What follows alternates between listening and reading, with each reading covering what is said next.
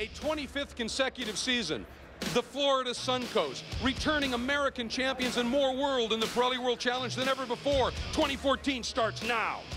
Revs coming up, we're green. Big move coming off the 3. 2, 3, 4 abreast in some spots. Side-by-side action. He absolutely nailed it. Three-way battle. And we've got an incident. You would expect nothing less. Oh, clips the inside apex. Very racy. This is going to get interesting. That is a brave move. What a pass. This is what World Challenge is all about. For the 5th consecutive season, the concrete-lined streets of St. Petersburg will play host to the opening rounds of the Pirelli World Challenge. It's time for the Cadillac Grand Prix of St. Petersburg, presented by StopTech. Hi, everybody, and welcome. I'm Greg Creamer, and it's a pleasure to say that I'll be joined once again for the full season in the booth by Calvin Fish. And Calvin, so much to talk about, but let's get right off. I think one of the biggest pieces of news is the 25th consecutive season. That's a quarter of a century uninterrupted. That's unheard of. It really is incredible, and we're coming off such a strong 2013 season. Lots of competition, but we've maintained the momentum. It's bigger, it's better for this year, for sure. In huge growth, and a lot of that's going to be talked about in a minute, but let's talk GTS quickly. We've got the returning champions in that great team, but the players that made it so interesting in 2013 are back too. Well, Archambault got the championship. He won the last race at Houston, which he needed to do to get that championship. And Baldwin sort of like led most of the way in the year and lost it in the last round. And don't forget Kia, they're back. Wilkins came so close to the championship last year. Nick Johnson is there. He showed a lot of speed last year, just didn't have the luck that was needed. And Baldwin swept St. Pete last year, so that's the benchmark here. Now, the big stories, honestly, are in GT. First of all, a new category, GTA. It's a place to recognize the non-professional driver. They'll be going for their own special award, as well as the top finishing driver being recognized at each event. But in GT proper, huge news. Well, we've got the full integration of the FIA GT3 spec cars. They look spectacular. They're going to be quick for sure. But how will they stack up against one another on the racetrack? It's a true melting pot of technology, and they go up against the benchmark in this series, Cadillac and Johnny O. They're going for 3 straight championships, but it's going to be awfully tough this year. And that's making a guy named Scott Bove, the president and CEO of the Pirelli World Challenge, grin from ear to ear. And he's standing by with our third member of our broadcast team, Jeff Lepper. Welcome, Jeff. Thanks, Greg. Well, we can't be more excited about this season. We talked in Houston about the GT cars. Here we are in St. Pete now. You know, I like to think there was an off season, but we've been pretty busy since October of last year. Certainly extremely pleased with the progress we've made, the development of the GT field and the GTA development this year. And the GTS field is continuing to develop. Extremely pleased with the progress we've made. The homologation of the GT3 cars, the platform, has been a great development for the series. Those cars run as is, as developed, as homologated. You don't touch the car. You run it as is. You use our graphics. And that platform has been successful for the teams and a great opportunity for us to grow the GT field. The GTA class, the gentleman driver, the driver who historically over sports car racing has been the backbone of sports car racing, have an opportunity to be on the podium, to fight for the Sportsman Cup, BRM Sportsman Cup this year. Really exciting for all of them to compete, and all of them welcome the series and welcome the opportunity to be here. It's always great to celebrate a silver anniversary. This is our 25th year, a quarter of a century of sports car racing. What a great milestone that we have made as a series. But to celebrate our 25th year in a year that is going to go down as the best year in the series history, what a proud moment for all of us in the series, and I'm grateful for our sponsors. I thank Pirelli for their involvement and all the teams and drivers. And the excitement doesn't stop there. There's a new category within GT called GTA, and it brings a new team called Effort Racing. Here's more from team principal Michael Mills. The new GTA class enables a guy that's not been racing very long, or not a pro, or kind of developing his skill, to be able to compete with the GT guys and progress through the year, and not necessarily be at a disadvantage for a championship, and also gives them the opportunity to race in a GT car against factory guys, factory cars, factory prepared efforts. What it'll do is it'll draw more gentleman drivers to the sport, and it also, what it will do is draw developing drivers to the sport. So it will really increase the prestige and value of Pirelli World Challenge. For me, obviously I want to compete as high as I can in the GT ranks. I mean, I'd like to do as well as I could in GTA. But again, it's that carrot out there in GT that I want to compete in. I want to prove that I can be there with those guys. I've wanted to race World Challenge since 1996. I mean, I used to watch this on TV. So to be able to be involved in this right now is really just a dream come true for me. Well, it's great to finally be able to recognize the non-professional driver in this ultra-competitive GT class. Time now for our Mote Tool race analysis. And Cal, it's got to start on this track with the size of this field. Amazing. 53 cars were entered for this weekend. Ultimately, close to 50 cars will see the green today. And weather looks great for today's race. Close to 70 degrees, sunny. Track is 14 turns, 1.8 miles. But what it means is every mile of racetrack, there's going to be 27 cars going for it. And 2 different classes at the same time, so different closing rates. It is indeed going to be a spectacular race. And that's going to lead us into our Pirelli storylines. And there's plenty of them here, Cal. Certainly are. The GTS and GT champions return. That's Oshibach and O'Connell. Can they retain their titles? We're seeing that explosive growth in the GT class with the integration of the FIA GT cars. GTA category within the GT class, that'll be fun to watch this year. Getting familiar with new faces. Many of these drivers are making their series debut here this weekend. And Cal, you talked about one of the great stories here is the return of Lawson Aschenbach, our defending champion in GTS. Last year here, the first time they turned a wheel in those cars was at this track. They end up as champion. It's a different story in 2014. We asked him a bit earlier, who his competition's going to be this year? Great to have the #1 plane on the side of the car. And, you know, we had a dream year last season. It was a little bit unexpected, you know, obviously, but we knew what we were doing. We have a great team. These guys were obviously more than capable to do it. And yeah, we just kept our heads down, kept fighting. And to be able to come out with a championship was a great feeling. And I think we're in a very good spot. Coming into this season with a lot less unknowns is going to help us a lot. It's going to help us tremendously, especially with the development of the car. You know, we've got a new tire this year that we're going to have to develop and change a little bit. The setup's obviously going to be slightly different because of that, but we've been able to have this, you know, it's almost like a full circle. We've talked about how we came here last year. We had such a different setup on the car. Now we've come back to something totally different that we never actually thought we would ever be running. But that's one of the beauties of racing. It's expecting unexpected a lot. And I think it keeps you on your toes. It keeps you fighting all the time. And we're, like I said, we're excited to go. Well, Lawson Aschenbach certainly very capable, Cal, and we're looking forward to what he can do in this season.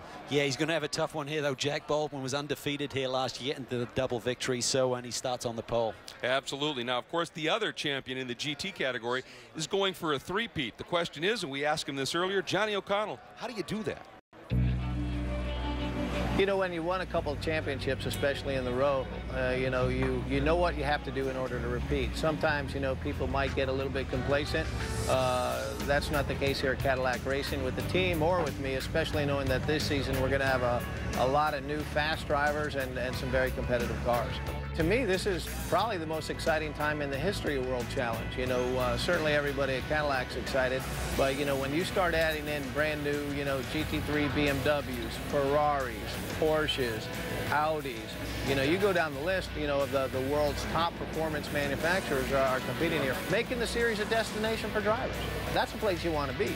We've learned a lot of tricks over the years, and not just how to make our car faster, but also racecraft. And I'd like to say that, you know, when it comes to racecraft, there are not many guys that are, say, more crafty than I am.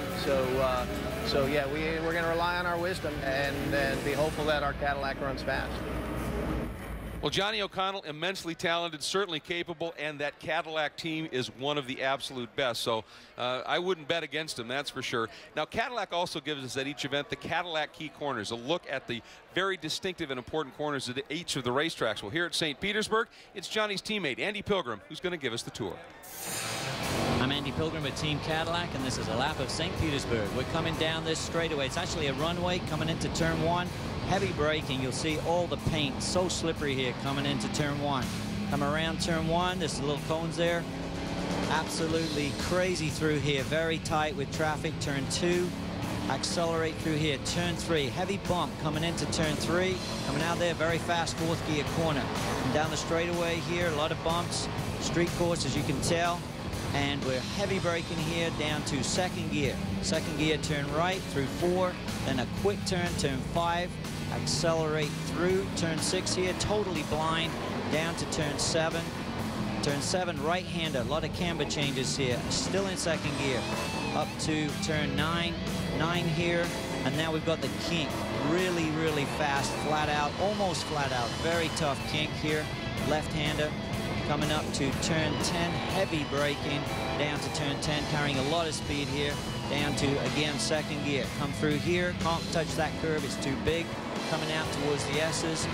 Very quick S's up here again. Third gear S's, right, then a quick flick back to the left, turn to the right, coming through here, long 180-degree turn onto the straightaway, which is really a runway, and really wide here. A lot of passing happens here, and we are coming up the end of a lap at St. Pete, and that is your Cadillac key corners. Well, thanks very much, Andy. That was intense, as has been the weather here so far this weekend. Kind of affected things on Saturday, but today we're ready to go green, and we'll be back to set it up. Today's coverage of the Pirelli World Challenge is being brought to you by Sunoco Race Fuels, fueling victories for 5 decades. By the Cadillac V-Series, the 556 horsepower CTS-V coupe, sedan, and wagon, the world's fastest family of cars. And by Pirelli, power is nothing without control. And we are back at St. Petersburg for the opening round of the Pirelli World Challenge Championships. The Cadillac Grand Prix of St. Petersburg, brought to you by StopTech. And I'll tell you, this track, this is the 5th year, as we've said, that this is the host of the opening round of the championship. It presents some wonderful challenges. One of them is the focus of our Motul braking zone, Calvin, turn 1. Absolutely, Greg. This is the fastest part of the racetrack. Getting a good slingshot off at turn 14 launches you down this front straightaway. Top speeds in the GT cars approaching about 150 miles an hour as you get into that Motul brake zone. The cars with ABS will be working those systems really hard here because those painted lines off the airport runway are very tricky, very slippery, but it really is the best opportunity to pass on this race circuit. Well, and you talked about brakes, getting the car slowed down. StopTech has been a great partner of the Pirelli World Challenge. We've got a couple of words about StopTech from Ryan Kim and Jack Baldwin, both sides of the wheel. StopTech is really excited for the 2014 racing season. We're not only the official brake system supplier and official sponsor for Pirelli World Challenge in its 25th year, but also the official brake friction for the series. We take everything that we learn on the racetrack and with working with professional race teams in World Challenge and embed that into our street products. I'm asking a lot from my brakes. They're right there where they need to be every time. When I come down that straightaway, I'm running as hard as I can run. I hit that brake pedal hard. I totally rely on the brakes to get it slowed down. It's one of my advantages. 2014 is going to be a big year for StopTech, not only in World Challenge, but also in off-road racing and circle track racing. And what that means for you is that you will have a product that's been tested and you'll get the right product for your type of driving. I love StopTech brakes. I love their brake pads. Never been disappointed. Never had an issue. It's unbelievable. So once again, a huge thanks to StopTech, a great partner, as we said. Now, the opening round was supposed to have been yesterday on Saturday, but as I said, it got rained out. So qualifying, which would have set that grid, now will be applied to what will become the opening round of the championship here today. And let's get to our Motul GTS Pole Award winner, and that goes to Jack Baldwin. He was undefeated here in the 2 rounds last year, and he laid down a very quick 1:23.453. He is on the pole. And in GT, Tomas Enga making a return to this track. The last time he was here, he had a big wreck, but he is here with the Ryder Engineering Lamborghini Gallardo. He is on the pole at a blistering 1:13.429, our Motul Pole Award winners. So we are set for race 1 today, an absolutely beautiful day. Looking forward to some great racing, 50 minutes in duration, some of the most marvelous cars you're ever going to see. And to set this field in motion, it is time for that most famous command in motorsports. Let's get down to the front of the grid. And Cadillac's Global Marketing Director for the special words, Jim Verpilot. On behalf of our friends at Optima Batteries and StopTech, and all of our Cadillac dealers, owners, and fans worldwide, welcome to the Cadillac Grand Prix at St. Petersburg. Drivers, start your engines. Well, Jim Verpilot from Cadillac sets the cars in motion, and with that, the Cadillac pace car. Again, they are such a great partner of this series, providing that beautiful CTS-V pace car. As it sets off, it is time for us to get to the starting lineup, and it is a beauty. On the overall and GT pole, number 25, Tomas Enga, first time back here since 2007 in his Ryder Engineering Lamborghini, and Anthony Lazzaro with the Ferrari of Ontario Ferrari. Row number 2, the 94 of Dane Cameron in the Northwest Tuner Motorsports BMW, and Andy Pilgrim in the Cadillac CTS VR. Row number 3 is double defending champion Johnny O'Connell in his Cadillac CTS VR, and our top GTA category qualifier Nick Mancuso in his Ferrari of Lake Forest Ferrari. Row number 4 is Albert von Turnen-Taxis in the Ryder Engineering Lamborghini, and Alex Figge racing again for K-Pax, but this time in a McLaren. Row number 5 is all GTA category drivers, Andrew Palmer in the Global Motorsports Group Audi, and Marcello Hahn in the Blau Ryder Engineering Lamborghini. Row number 6 is Mike Hedlund in his Dragon Speed ESM Ferrari, and the number 14 of James Safrone, is second in the championship last year in his Global Motorsports Group Spider Thermal Club Audi. Row number 7 welcoming Tim Bergmeister to the series in the Effort Racing Porsche GT3R, and Henrik Hedman in his Dragon Speed Ferrari. Row number 8, youngster Robert Thorne in his K-Pax Racing McLaren, and veteran Brett Curtis in his Valspar Spectre Resources Global Motorsports Group Audi. Row number 9, Jeff Courtney in his Kenda Rexstuff Audi, and the number 41 of Michael Mills in his Effort Racing Porsche GT3R. Row number 10, Jim Taggart, this year racing in GTA in a Porsche sponsored by Smart Charms, and Tim Pappas welcoming him back to the championship in his Black River Caviar Mercedes-Benz SLS. Row number 11 is Dan Knox in the beautiful SRT Viper GT3R from ACS Manufacturing, and Mike Skeen in the Hawk Performance Nissan GTR. And wrapping up our GT field, number 95, Bill Ziegler, the Swisher Racing Global Motorsports Group Audi. On the GTS pole, it's Jack Baldwin in the Reset MD Porsche Cayman, who swept both races here last year, alongside the champ, Lawson Archambault in the Black Dog Speed Shop Chevy Camaro. Row 15 is Andy Lee, who had 5 poles last year in the Best IT Racing Camaro, alongside our Detroit winner from last year, Dean Martin, in the Rehagen Racing Mustang.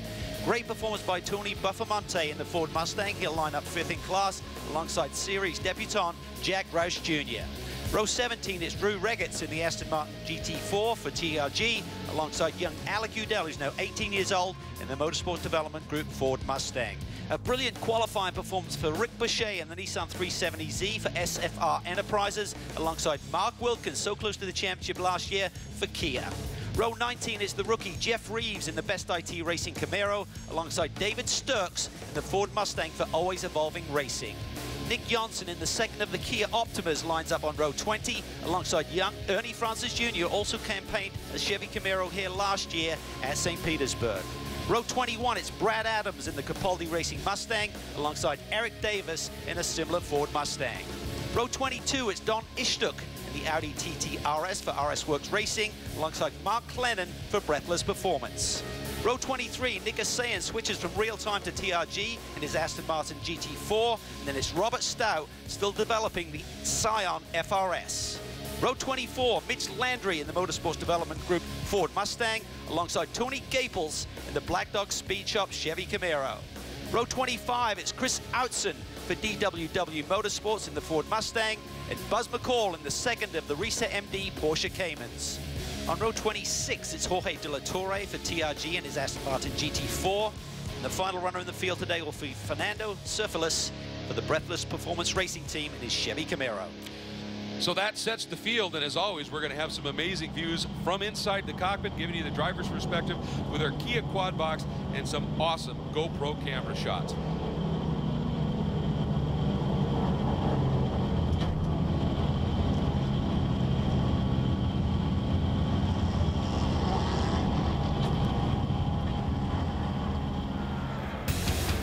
And with that, folks, take a look. The Cadillac safety car, again, another a part of the great partnership Cadillac has with this series, the beautiful Escalade. That is our safety response vehicle, as it's ready to do its job, which is hopefully nothing more than just sitting and watching some phenomenal racing, because that is what is coming up next. Stay with us. As the field comes up to its starting spots, it is time to get the Pirelli World Challenge season opener for 2014 underway. Round number 1, the Cadillac Grand Prix of St. Pete, brought to you by StopTech. It's an incredible field. Some of the world's most sought-after supercars, some of the great pony cars, that white Lamborghini on pole, the red Ferrari alongside. With those 2 Cadillacs in 4th and 5th, Cal, they may have an advantage here. Absolutely. A lot of these GT3 cars do not have their launch controls fully developed yet. They will not be utilizing that action here today, but the Caddies do. And I think for O'Connell and Pilgrim, they really need to get a good jump here and hopefully do it together. Maybe they can play the race that way. Having a look right there at the size of the GTS field. Again, the pony cars, along with the Kia Optima Turbos and the Porsche Caymans of the gentleman who is on pole, Jack Baldwin. A huge field. We are getting ready for the opening round. 50 minutes in duration if it goes green, right around 40 laps, give or take. And we're watching that guy in the center of the track to give that wave of the green flag. Once he does, that will indicate that the grid is clear and we are ready to go racing. Apparently he's having an issue. He wants a couple of the cars to stack up just a little bit closer, but that's all that we are waiting for. There's the final instruction.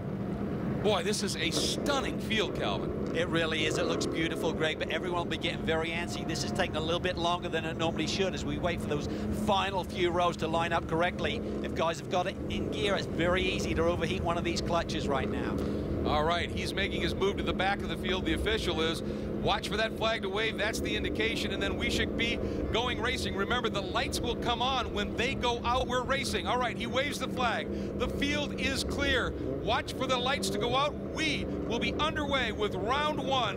What a glorious day here in St. Pete. And and a jump in the back. That's costly. And a couple of cars have stalled. Oh, it's going to be mayhem. Everybody eventually somehow looks like they may have skated through, Cal, but Thomas Enga, the pole sitter, got buried. He absolutely did, and looked like Lazaro got a brilliant start there, and just amazing that these cars are filtering through this very tight area through 2 and 3. Yeah, what we talked about was the Motul braking zone, and the one on these standing starts is the Motul compression zone. I'm stunned at that level of driving. When the stalls happened, they were able to make it go. Big move by one of the Cadillacs there. Could not quite get it done. Settles back in. Cameron had an awful start. He's buried in the pack there. You can see that yellow and blue BMW Z4. Yeah, big struggles there, and I think it was James Safronis may have been the guy that moved a little bit early. We'll try and confirm that for you.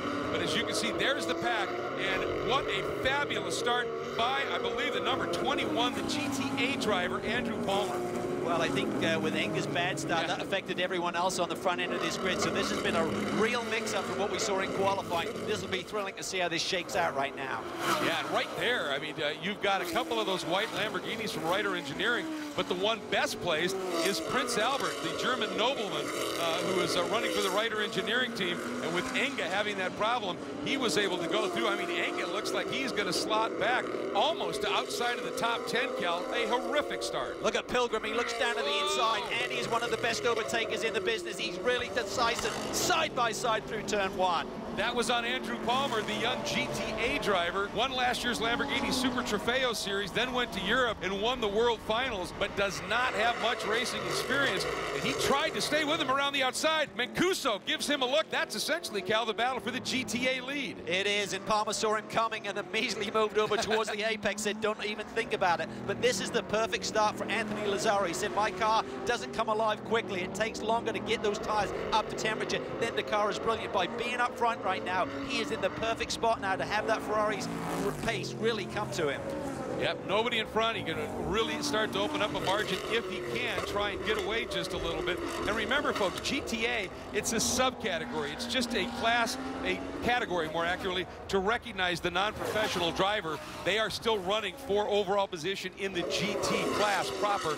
But I'll tell you, some of these GTA guys are doing a superb job. They really are. I mean, there's some stunning talent in the GTA designation of the GT class. So here we see Pilgrim. Everyone talked about these GT3 cars. Here comes the World Challenge spec. Cadillac to the inside. He takes the lead from Anthony Lazaro. And you can see the professionalism, the knowledge of Anthony Lazaro. Even though he doesn't have a lot of World Challenge experience, he is an incredibly talented, experienced driver. He saw that Andy had the run, had the pass made, didn't try and turn in on him, tucked back in and said, this is still a long race to go. But Andy Pilgrim from 4th into the lead. And again, it's that experience and the Cadillac team and how well these cars are sorted. They are really well sorted. They did a 2-day test at Barber on their way down to Florida earlier this week. Certainly got the final little bit of development done as they start their championship year. But Pilgrim, he's run here at St. Pete 11 times, has never seen the victory lane podium. He wants it here today. He's been on fire this weekend. Won a championship in 2005, but it's been that long since he's had another one. What a great way to start things off. And Andrew Palmer now is starting to heap some pressure on Anthony Lazaro and Nick Mancuso in the team car. That's the R Ferry Motorsports team out of Canada. Got both Lazaro and Mancuso are running for. And look at Palmer coming up on Lazaro. He is a very impressive young man. Spoke to James Sofronis in the offseason. He said, boy, I have got a talented young kid under my wing for this year, and he has shown it. Just a handful of car races in his career. Won the Super Trofeo World Finals last year, and that is really something to talk about, that early stage of his racing. But right now, he is putting the pressure on Lazaro for second. Let's go back and see what's unfolding in GTS, and it looks as though Andy Lee has gone around and picked up the lead in that Crown 7. Best IT number 20, that white Camaro right there with that big black stripe right down the center of it, chased by defending class champion Lawson Aschenbach. There's Dean Martin. He looks to the inside in that blue Mustang. He's looking for a way through. He wants the lead of this motor race. So it is that fierce at this point. Very close indeed. Let's have a look at the top 4 in the classes as we're going to step away early in the going here at round 1 at St. Pete.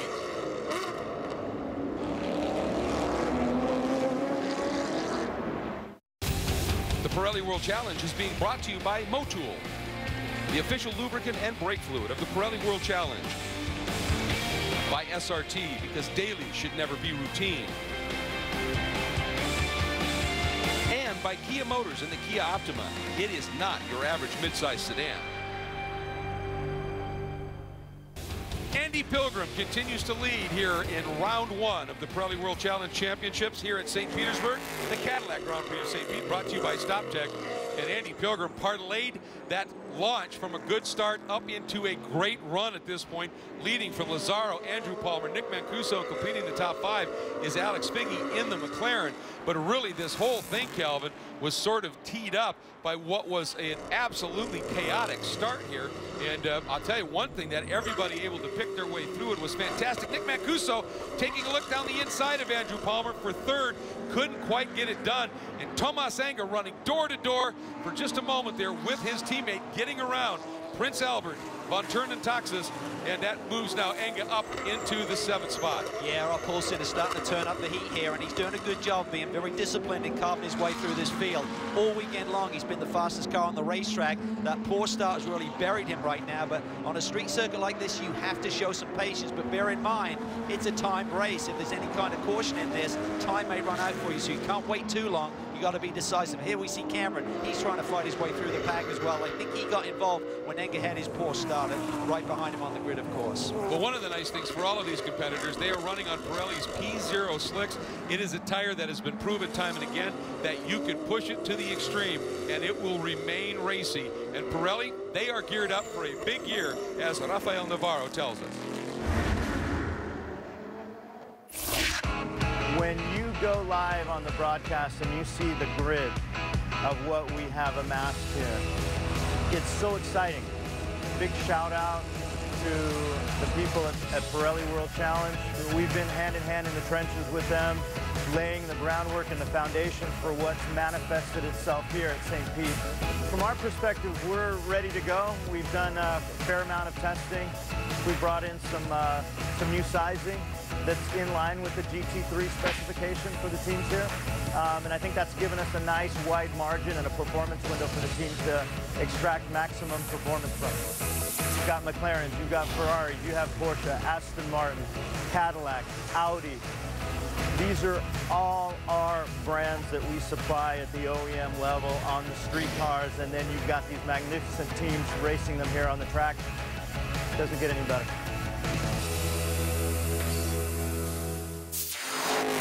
And right now, Andy Pilgrim, no question, is leaning on those Pirellis as he is stretching that margin out up to almost 3 seconds at this point. But Calvin, we talked about that chaos at the start. Let's take another look at it. Well, look at the left side of the screen, the right side of the grid. There's a pulse at Enga. You see Sofronis get a bit of a jump. I think everyone got antsy. Enga stalls. Cameron had nowhere to go. O'Connell was right there as well. We had to wait for Enga to get the car refired before Cameron and O'Connell could get going. O'Connell further into this lap had some kind of drama because he's buried at the back of the field right now. So everything just trying to sort its way through turn 1. All right, and right now we're going to take a look at our Optima battery's best standing start, and it was a miraculous one considering all that confusion and surviving it.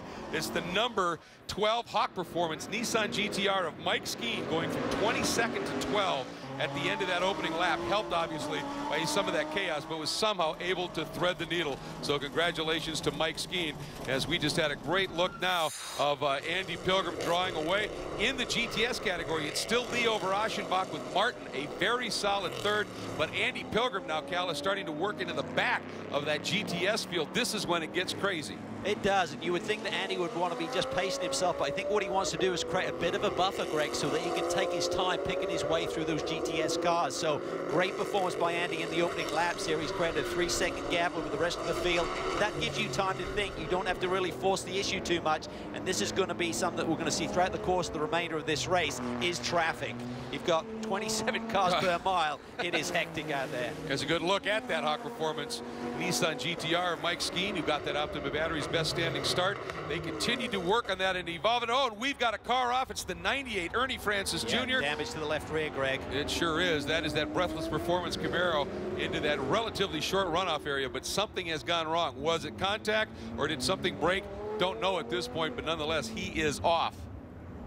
We'll have to see how that plays out. Where he's located, of course, the officials are going to be looking very closely at. Is that going to require some sort of a caution at this point, as Pilgrim working through the last turn onto the front straight? Doing a great job there. You can see the buffer now. There's no other GT car on the front straightaway, so that's the margin that Andy Pilgrim, our leader, has. Here we see Ernie Francis Jr. just gets really wide there, coming through turn 7, has to hit the escape road down into turn 8, so major damage to the left side of that car, and that's a shame. That's a team that doesn't have a massive budget, Greg, so this will hurt them big time. Yeah, and look at that little bumper sticker on the back there. You've been passed by a 16-year-old. Last year that said you've been passed by a 15-year-old. So clearly having some issues. He is probably, well, he's done for the day. It's a matter of will he sit there or will they decide they're going to have to move him out of the way. These corner yellow flies right now, but we stay green.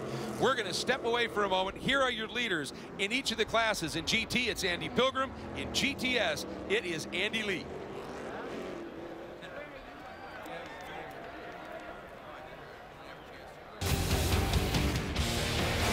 Today's coverage of the Pirelli World Challenge is being brought to you by HPD, Honda's North American Racing Company. By Porsche, Intelligent Performance. And by the Fiat 500 Abarth, small but wicked.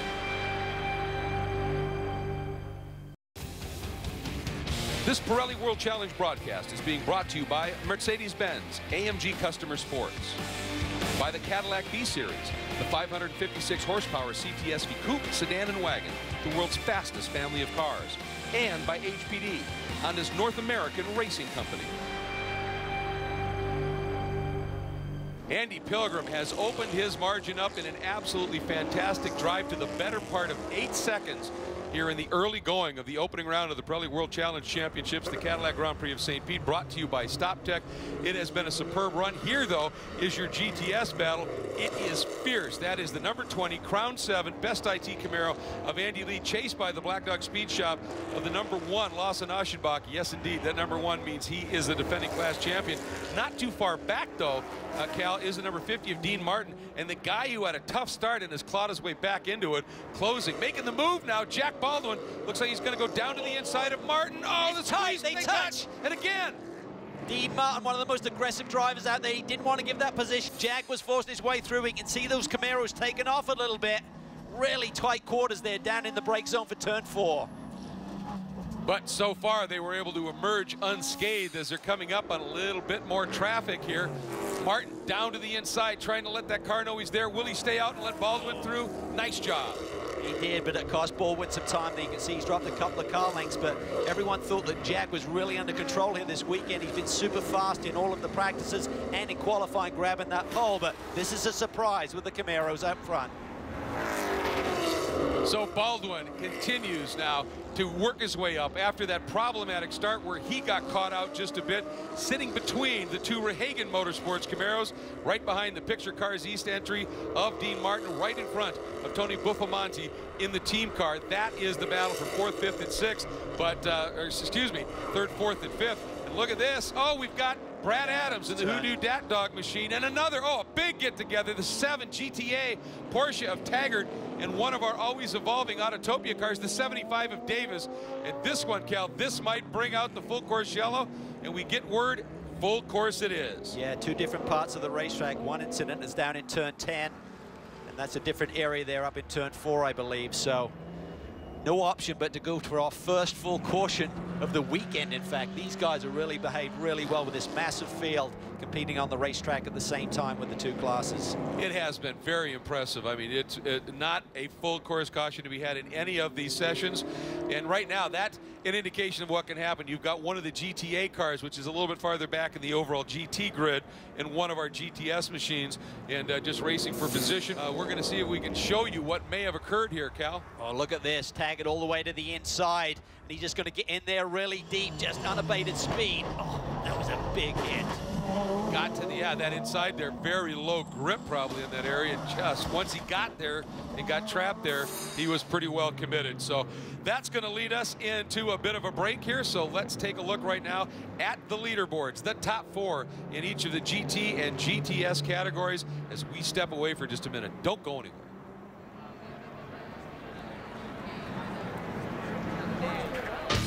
This is how racing should be. The top sports car racers in North America. 50-minute, door-to-door, all-out sprint races. Standing starts and 0 scheduled pit stops. A battle of the brands with over 18 manufacturer brands racing. Watch us on the NBC Sports Network and online at world-challengetv.com. The Pirelli World Challenge. This is how racing should be.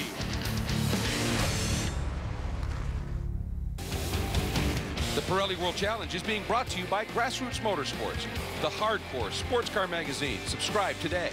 By Optima Batteries. With up to 3 times the life and 15 times the vibration resistance, Optima Batteries really are the ultimate power source. And by Ford. Go further. And we are back at St. Petersburg for the opening round of the Pirelli World Challenge Championships, the Cadillac Grand Prix of St. Petersburg, brought to you by StopTech. And there has been so much action unfolding, so many developments in this series. One of them involves the step from real-time racing from GTS up into GT. Not here this weekend, but we have the pleasure as a result of having Petey Cunningham, team principal and driver, joining us here in the booth for just a couple of minutes. And Petey, obviously big step for both the team and for Acura, and clearly you guys wanted to get it right, so we'll see you just a little bit later in the season. Right, yeah, it's great to be in St. Petersburg. It's an incredible field here for the 25th year of this Pirelli World Challenge Series. But yeah, we don't have our Acura TLX here, but we will have it in Detroit, and we just can't wait to get it out to go and rub fenders with all these fantastic cars. It's an amazing lineup here, and obviously that's the reason Acura wants to be here. Absolutely. This new TLX is a brand new platform, a very important model for Acura, and they wanted to see it out on the track, and it's going to be fantastic. Twin turbocharged, direct injected 3.5 liters, 4-wheel drive. It's going to be pretty cool. Boy, we can't wait to see it again. That'll be happening at Detroit, Petey. We got some of that great action you're talking about that's unfolding on the track right now. Really appreciate you stopping by. Find a good seat and watch this one. Absolutely. Boy, I hate it to see Petey sitting next to us and not out in this track competing right now. Tough break for him, to be sure. And we are getting close to going back to racing. Obviously, that caution before we went to break unfolding. And they're in the process of doing the wave round, Cal. But here's the incident that unfolded. Well, you can see Tagger all the way down to the inside. When you're on the wrong side of the racetrack, you don't see your braking marker either. And he just T-bones the 75 car, turns him in the fence. Just massive impact there. A little bit of a mistake. Dirty part of the racetrack as well. And obviously now they're still working on the cleanup there. And I think you had mentioned it while we were in the break, Cal, that when you make a move and you're on the complete other side of the track on a street course, sometimes you can just completely lose your reference for braking points. Absolutely. It's high speed. Tires have got to come up to temp, obviously. And, you know, it's just a dirty part of the racetrack. No one's been running over there. So it's easy to get sucked in like that. I mean, you're trying to get aggressive, you're trying to make some moves, but suddenly that braking point that you had on the left side of the racetrack, you can't see it in your peripheral vision, and there's cars suddenly there and everyone's stacking up and funneling through turn 4. We're at about just a little past halfway. Remember, folks, this is a 50-minute timed event. Had it gone green, it would be around 40 laps. This caution will probably mean we'll get a few less laps unfolding in this one, but we are continuing. Just to give you an idea here, Andy Pilgrim, there's only as we're seeing it right now. A few drivers, 3, that have gone below 1 minute 15. Andy Pilgrim had a 1 minute 14.9 on his third lap, a 1 minute 14.8 for Tomas Enga in that Ryder Engineering Lamborghini Gallardo as he was trying to come back up after that problematic start. But the fastest guy on the track, Dane Cameron, in that Northwest Turner Motorsport BMW Z4 GTE machine that has been so impressive, a 1:14.2, fast lap by over half a second. Well, the car has been quick all weekend, Greg, and Dane's certainly one of the best in the business, but he just got buried there at the start. When Enga stalled, he had literally nowhere to go, had to wait for him to move before he could move. But you know, it's a good thing for this yellow right now. They've cleared the GTS traffic out of the way. He lines up 7th. He may have something to say about the end of this race. That's true. There is a waiver on it. What they do is they just get any of the GTS cars that are mired in between the GT field. They pull them out, let them go by, come around to the back. So when we go back to green, the GT main group of GT cars will be racing unimpeded by any traffic for a while. And of course, that means they're going to be able to go. Now, whether there was traffic or not, Andy Pilgrim was throwing down some laps. He built that margin up before that caution to almost 10 seconds. He had, and I was surprised at that because everyone said these GT3 cars have so much more aero than the World Challenge spec cars. Everyone thought they would dominate on a track like this. We saw it in qualifying. Looked like they had about a second over the caddies, but Andy is just hooked up. They've really got a good race setup on that race car, and he just took off from Lazzaro. Lazzaro's been telling me all weekend, I need the car to wake up a little bit quicker. He had the lead in the early going and then just dropped back a little bit from Pilgrim. But I think he's going to be looking in his rearview mirror. He's got 2 young Chargers right behind him there, and Nick Mancuso and Palmer, they're coming after him. And Enga right behind them, and we know what Tomas Enga's all about. He's got himself a little bit of a settle to score. He scored a settle here, 2007, leading in the ALMS race in GT1, had a big wreck. He had the pole, he had the fast lap, and then didn't have a finish, missed a couple of races. So this one means a lot to him. Real quick, the GT3 spec cars, and again, this is the only series where these GT3 spec cars come as they are FIA homologated, not detuned, if you will.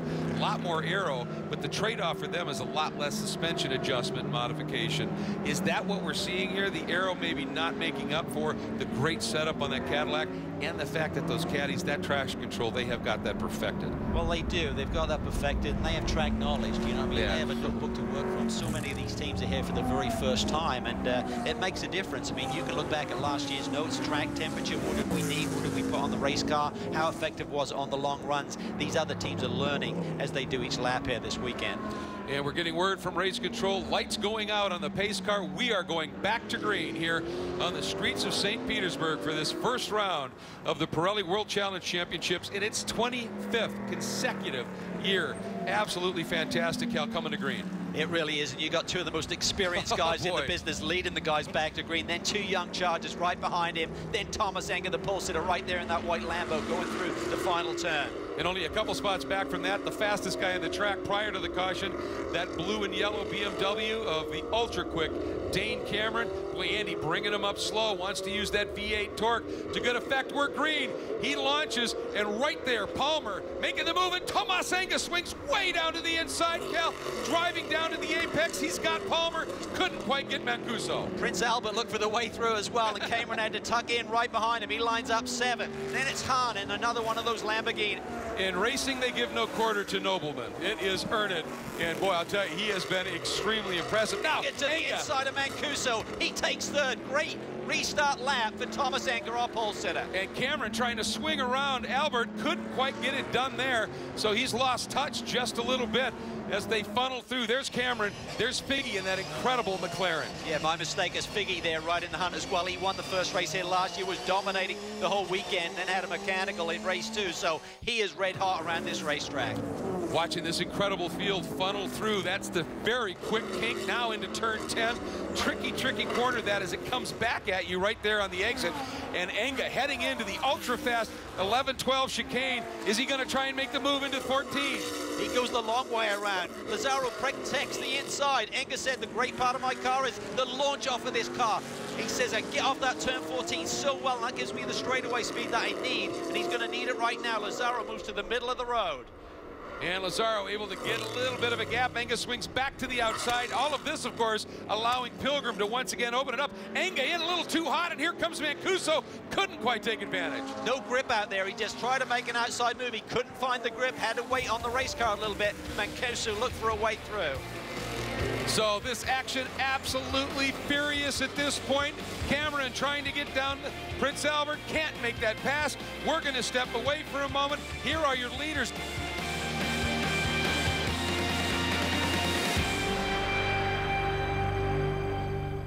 Today's coverage of the Pirelli World Challenge is being brought to you by Audi, Truth in Engineering. Visit AudiUSA.com or schedule a test drive today. By Chevrolet, by New Roads, and by the Bob Bondurant School of High Performance Driving, internationally recognized as the leading authority in driver training for 46 years.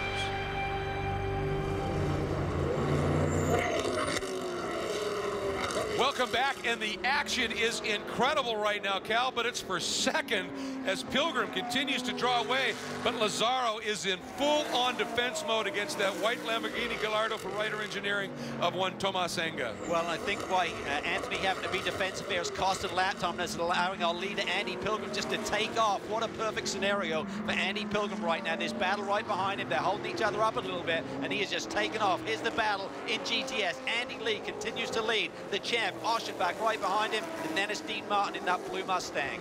And right now, as we're on board, or we're watching here this battle with Oshenbach, we're going to go on board because he is our iBox suspension cam, and he is torturing these suspensions right now on the street circuit, bounding over the curbs in this incredible battle, and these iBox suspension components are up to it, but boy, do they get tested on a street track. Oh, it's the ultimate test because the surface changes, the bumps, everything's working hard, but right now, oh, a bit of a problem down here in turn one.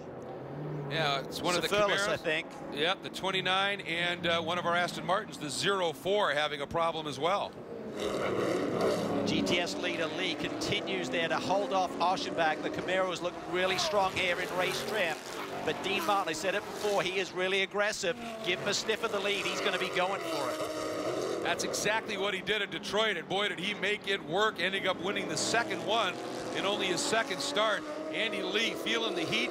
Then it's Oshenbach, the black Camaro. Then you can see the little flash of the lights there by the Dean Martin car. That is the Picture Car Z Century. Back up front, Enga has yet to be able to find a way around the very impressive Lazzaro, using De La Torre there in the 04 Aston Martin as a bit of a pick, keeping Enga behind him again. Look at this stack up. We said that Lazzaro's car didn't come to life as quickly as he wanted to. What that means is just the suspension setup that we have on it. It doesn't generate the heat in the tires early in the run. So that's what Anthony's been fighting, and I think that's having an effect right now. He'll try and get back into a rhythm as the car finds a sweet spot. And you know who quietly has been having a pretty solid race, using the yellow to good effect, up from 13th right now into 8th, is the 31 Effort Racing Porsche GT3R of Bergmeister. He's closing up on the back of Figgy right now.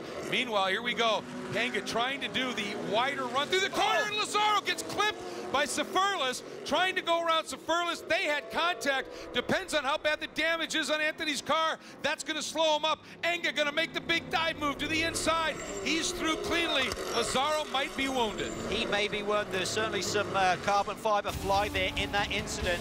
Enga, though, we've been trying the outside move, finally moves it to the inside. Now he's going to try and hunt down Pilgrim. So we're going to step away for just a moment, take a look at the top 3 in your categories. We'll be right back.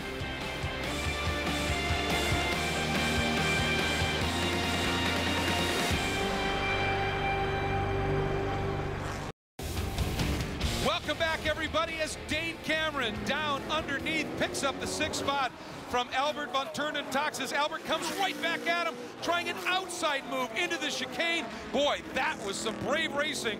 And I'll tell you, Prince Albert showing he belongs at the sharp end of things, dicing it up with no less than Dane Cameron right now, and having a superb run. But here's the question. One, now will Enga be able to track down Andy Pilgrim? And this isn't over yet. We've got these 2 young guns. That is Palmer having a great battle. Oh! Prince Albert gets a little bit wide down in turn 1. Can Dane take advantage? Side by side there through turn 3. And no, Cameron wasn't quite able to get through and do anything with it, but this is an intense battle right now.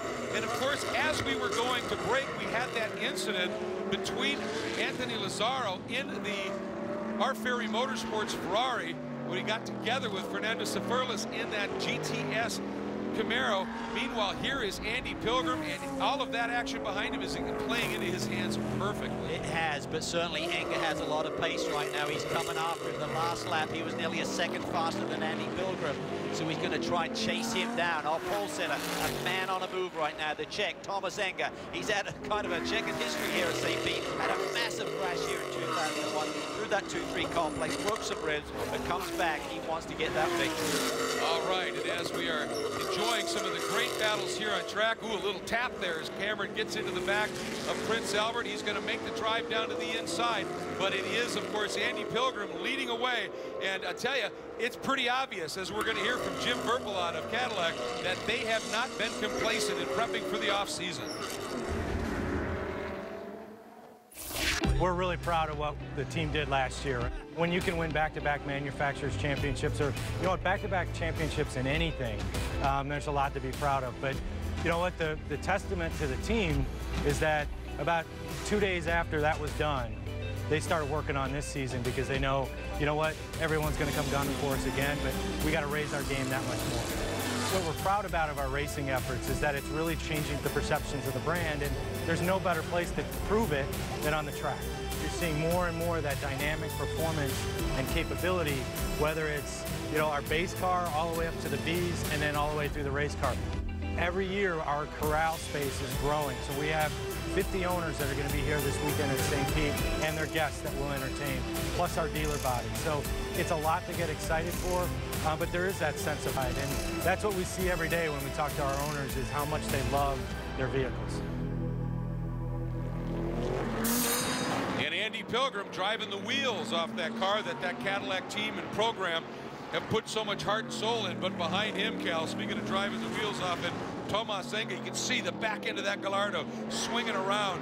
He is giving it some serious welly. He really is, and he's chasing him down hard, but Andy Pilgrim has responded. The previous lap, Enga had about a second on him. That lap, it was only 1/10 of a second, so Pilgrim still has some speed in that caddy. I'm sure he's managing his tires, so he had something left for a charge like this at the end. Just under 12 minutes to go. Pilgrim feeling the heat. Enga and Pilgrim coming up on a clump of traffic. Boy, he wants to time this. And Enga closing. Pilgrim swinging out. Blue flags flying from the workers. Pilgrim moves to the right, comes down the inside. Enga now within a car length. They are going by one. They are going by Istuk. They're both going to clear him. Yes, they do. Nice job by those two GTS cars. But Enga now within a half a car length. Yeah, he's very close, and he takes a very different line in 14. He kind of double apexes it. He lets the car drift up in the middle, then cuts it back down. He thought that was his secret now as he puts the pressure on Andy Pilgrim down in the brake zone. Not quite close enough. That caddy is always so impressive in the brake zones. We saw it last year, particularly with Pilgrim making some brilliant moves. Now he's trying to defend that position under the brakes as well. Just trying to see if Andy makes that slight mistake, runs it a little wide, loses a little momentum. And he doesn't do that very often, that's for sure. He's one of the best. But again, traffic coming up. Oh, that is Dean Martin's car. That has come to a slow. Something wrong with that number 50 as Pilgrim coming up on the back of one of the Kias. Tim Pappas, a big shunt in that Mercedes. Yeah, you can see the tire marks there as he turned it around. I think that's the exit of turn 3, but this will bring out a caution for sure. You can't have a car sit there in this high-speed part of the racetrack. That'll mean for Enga, he knows he's got to make a move now if he's going to do it, because we may be going caution right now. Oh, and look at that scrap. Ceferlis again, he's got GTS traffic. The leaders coming around him. And Aschenbach takes advantage, gets by Andy Lee, Baldwin into third, and it looks like Andy Lee's got some damage on that left corner, Cal. Yeah, he does. I mean, there's been a bit of argy-bargy around this circuit at times, but right now, Aschenbach, brilliant performance. What a run he did at Houston in the season finale to clinch the championship. He's starting off the season in the same way, it looks like. Yeah, practice is qualifying. Racing, a whole different thing. But it is Aschenbach leading now in GTS, but hanging on in front and overall for GT, it continues to be Andy Pilgrim in the Cadillac. Don't go anywhere.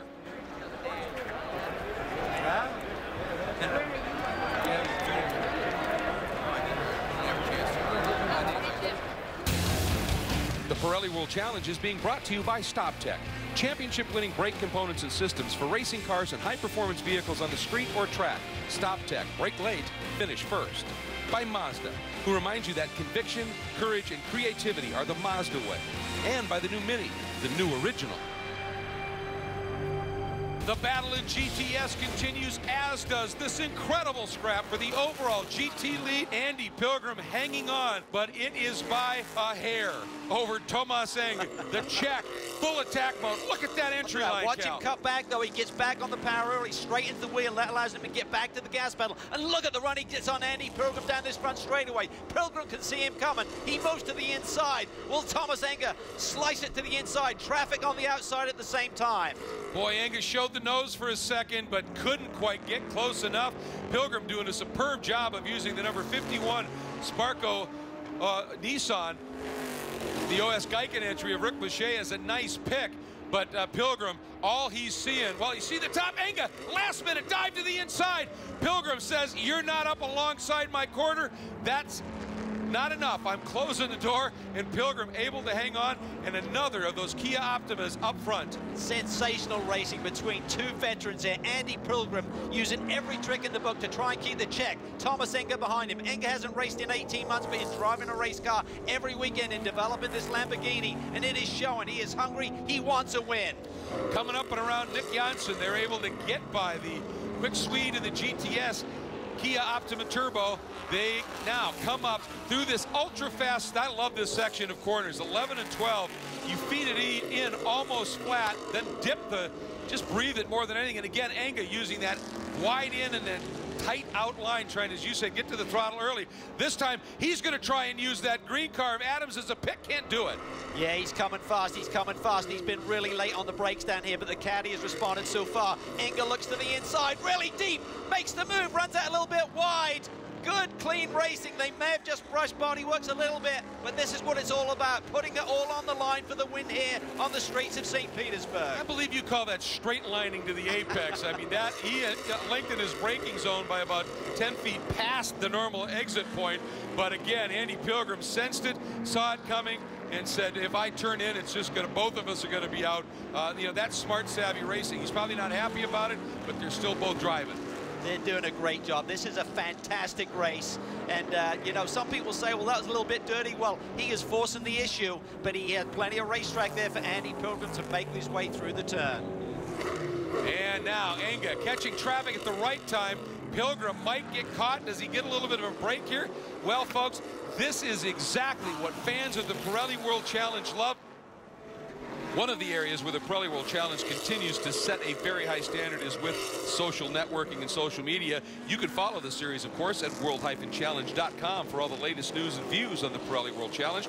Or you can check out cool in-car video, driver interviews, and watch this complete race and all the other Pirelli World Challenge races at world-challengetv.com. And, of course, you can search Pirelli on Facebook. Just look for the World Challenge fan page, interact with other World Challenge fans, and post your race pictures and video. And of course, you can find us on Twitter. You just have to join the World Challenge Twitter account at twitter.com/WC Racing. You can receive instant updates on race weekends from the series.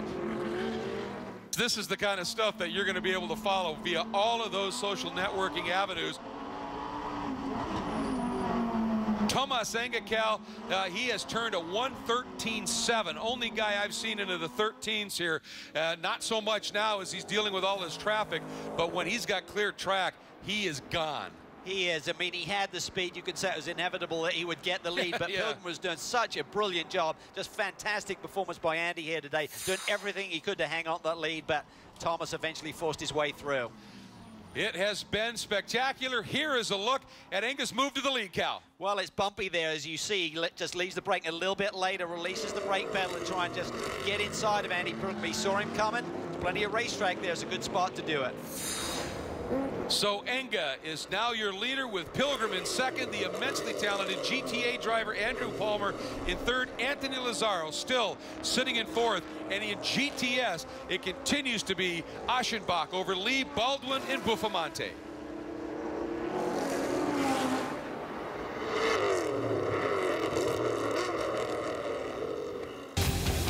Today's coverage of the Pirelli World Challenge is being brought to you by Aston Martin. Brought to you by Aston Martin Racing. Be part of the experience. by BRM, timepieces built with pure racing spirit. And by Eibach, the world leader in high-performance suspension. Today's coverage of the Pirelli World Challenge has been brought to you by Recaro, premium automotive seats. Experience the difference. By GoPro, maker of the versatile Hero line of cameras. By Nissan, innovation that excites. And by RaceKeeper, the industry's leading video data logger. Make your next lap your best lap with RaceKeeper. Welcome back as we're into the final couple of laps here at St. Petersburg for the opening round of the Pirelli World Challenge for 2014. It is the Cadillac Grand Prix of St. Pete, brought to you by StopTech. This time by, Tomas Enga will lead this field to the white flag. It'll be one lap to go. Behind he, Pilgrim and Palmer, Lazaro, Taxis and Figge are having a great scrap for 3rd, 4th, 5th, and 6th. Yeah, this is fantastic. Here we see O'Connell, who's many laps down, just trying to score some points here today on the opening round of the championship. Not the day he was looking for. Saw Cameron's car there, up under the shade of the turn 6 there. So he's had some kind of drama in the late going. Oh, and Cameron was so quick early to see this happening. Hugely unfortunate. Yes, here comes Enga now. And he is working his way up through some of the GTS contenders. Enga coming around, looking for that white flag, going by 2nd in GTS. That's Andy Lee. Enga, the white flag flies. One more lap, 1.8 miles for the Czech to make a triumphant return to St. Petersburg, perhaps, where he had that crash that took him out of a number of races in 2007. Enga, and he's got a margin over Pilgrim. He does. He's got a nice margin. That allows him to pick his way through this traffic cleanly on the final lap of the race. Great performance by he. Look at Aschenbach. He has got a massive gap now over Andy Lee. Biggest lead of the race. Baldwin is just hounding these guys. He sits there in 3rd. Will that be enough for Jack? Will he be satisfied with the podium on the opening round of the championship? Remember, he swept both races here last year. Yeah, and that Aschenbach's margin actually happened here in the last couple of laps. They just got caught out in traffic in GT cars like this coming up through them, and it just actually helped Aschenbach beautifully. Enga wanted to go by, but there's Martin's car sitting there, so he's got to wait. Let's see, does he make the move down into turn 10? You can do it, but you can't run wide in this apex. Pilgrim's coming. He may have a last shot at this. It's going to be tough work because Enga is so quick through that final turn. This is where that downforce in the GT3 car really works through that high-speed chicane. Now, let's see, does Enga use his wide open? He shallows it up a little bit. He didn't want to give any opening to Pilgrim to do something. Last-minute dive to the inside. Tomas Enga, the Ryder Engineering, Lamborghini, Gallardo, FL2, GT3. Welcome back to St. Pete, a big win.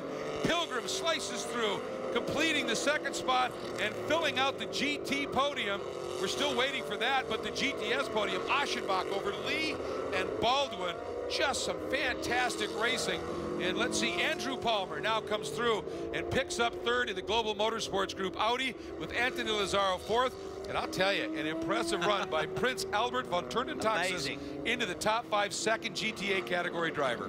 What a motor race. What a motor race. And that area of the racetrack where Thomas is acknowledging the crowd is where he had a massive crash here back in 2007. So he's come back and he's conquered this track.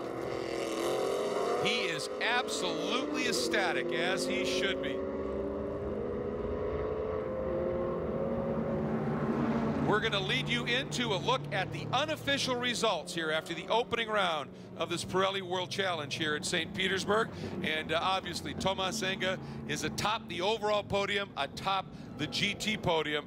Just a fabulous run with Pilgrim in 2nd and Andrew Palmer, fastest and top finisher of the GTA category drivers, completing the GT podium.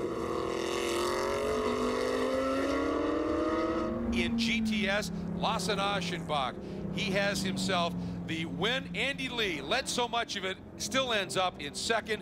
And Jack Baldwin, after getting buried at the start, fought his way up into 3rd, and just a superb run for him. So, wow, what a race we saw. What a season lies ahead in this Pirelli World Challenge.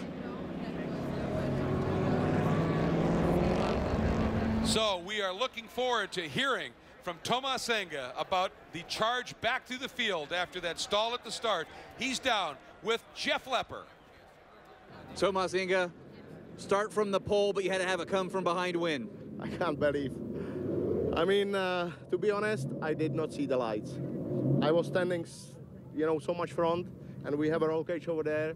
I just could not do anything. So I was just looking to the mirrors when everybody else starts, then I started. I mean, big problem. But at the end of the day, we needed to put great show, and that's what happened today. So I'm really happy. After 1.5 years not racing, not being able to race, it is really a pleasure to be here. It is really great to feel. And for everybody, you know, Reiter Engineering, Mr. Milner, who was helping us here in America, it was really hard to get those Lamborghinis over to US. And we are very happy that we could show that those cars are the cars to have. Well, what an incredible drive by Tomas Enga. Congratulations. Let's take a look at our GT Drivers' Championship. Pretty much mirrors how they finished in the races. It's round one, Enga over Pilgrim. Andrew Palmer, third. I'll tell you, a GTA driver, that was fantastic, Cal. And, of course, Hilltop GTA. Absolutely. What a great result for him with the overall podium. Right behind Andrew, the GTA recognition is the Prince Albert, of course, then Michael Mills, Courtney, and Curtis round out the top 5 there. And manufacturers, again, mirrors how the manufacturers finished, so a great run for Lamborghini and Cadillac. Speaking of Cadillac, let's have a look, Cal, at our Cadillac CTSV move of the race, and it was the pass for the lead. Yeah, just a brilliant move, just really hard racing. Pilgrim was late on the brakes there, middle of the road, and Thomas just took it in a little bit deeper and took the lead away from here. The fastest car on the racetrack, he had to make it happen. And now let's get down for our winner interview with our GTS winner, Lasse Aschenbach. Here's Jeff Lepper.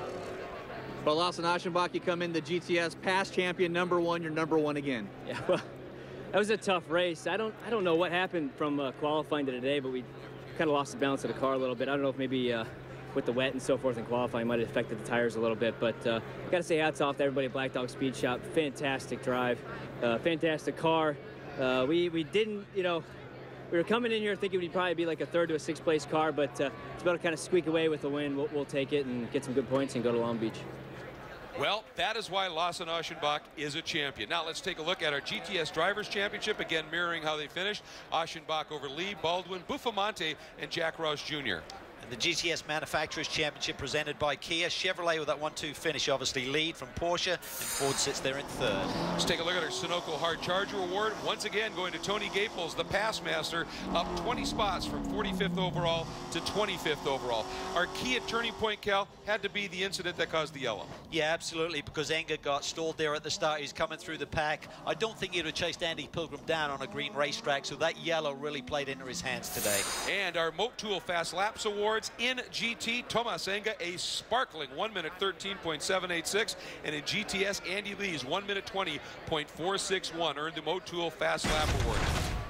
As we show you a little bit of our Kia Rewind, it was an amazing race. It started with potential heavy weather and ended up with the postcard day. It really was, and we saw the stalls there at the start. That created chaos. Everyone seemed to skate their way through there, fortunately, but just great action, great racing, hard racing, but fair racing, and ultimately to survive the street track here at St. Pete, everyone did an awesome job. The interesting thing, they survived the street track here at St. Pete. They get no rest from the street tracks because the next race, Long Beach. That's right. It's really St. Petersburg is the Long Beach of the East Coast. We head to the West Coast in a couple of weeks. It is one of the legendary events, folks, so make sure you watch that one as well. Thanks so much for joining us today for this incredible start to the 2014 Pirelli World Challenge Championship season. For Jeff Lepper, for Calvin Fish, I am Greg Creamer, and I've enjoyed this one immensely. It'll be just as good at Long Beach, so join us there.